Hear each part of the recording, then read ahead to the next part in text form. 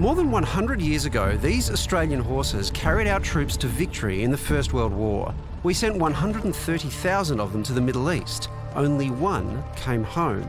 The thing that made me give up this lovely lifestyle in Australia and move to Egypt permanently was when I learnt that a lot of the horses here are descended from our Australian war horses. They were left behind after the First World War, and the horses here would have some of their blood still in them. And I think you see it. These horses are so brave, so hardy, so tough. I really see it.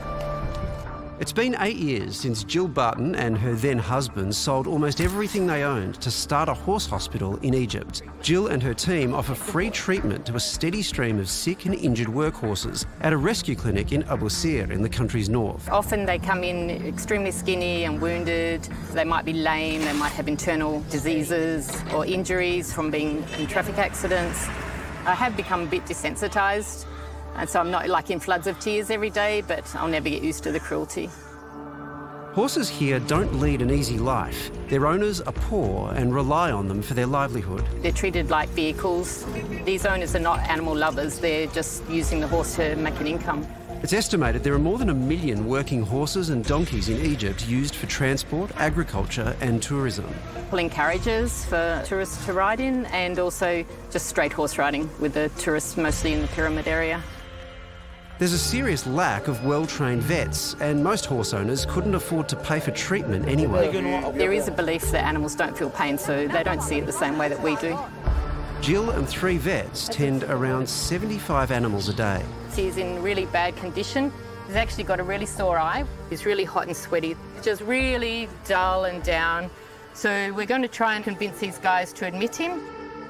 Sometimes euthanasia is the only option. In the early days, it was very hard to convince owners, but now some people actually know that the horse is hopeless and they bring it to us for euthanasia. So, you know, things are slowly changing.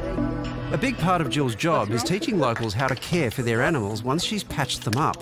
Often we have these owners coming asking for the foreigner vet, like the blonde vet, they call her. They know that Jill feels for the animal, so they really respect her. The hardest part of the work for me here is seeing the animals suffering. I really have this affinity with horses and I really feel their suffering. Good boy. Jill is a very kind person. She cares about the animal and the welfare, and she can read the body language. I think this is the #1 thing I learned from Jill, how to read the animal, how to speak his language. There's many that have a special place in my heart, but there's one little guy called Sooty that we rescued quite a few years ago now. And when he first came, he didn't like humans at all. He didn't want to be touched or patted. He just wanted to be left alone. But slowly, slowly he came around, and now he's like, you know, the biggest cuddle bunny that we have, the sweetest little guy now. Her dream is to buy some land to build a new hospital and keep training local vets. I can't save all of the horses here because the numbers are too many, but what we can do is to try and educate owners, educate tourists. I would like to see an end to the horses that are used in tourism, because you have to ask yourself, is your 5 minutes of fun really worth their lifetime of suffering? And Jill's motivated not just by compassion, but by a sad chapter in our military history. I felt that we had abandoned those horses all those years ago, and now we're still abandoning all their descendants. I couldn't just go home and forget about it. I had to come back and do something to help. What a wonderful woman and what important work she's doing. If you'd like more information on Jill's rescue clinic or how you can donate, just head to our website.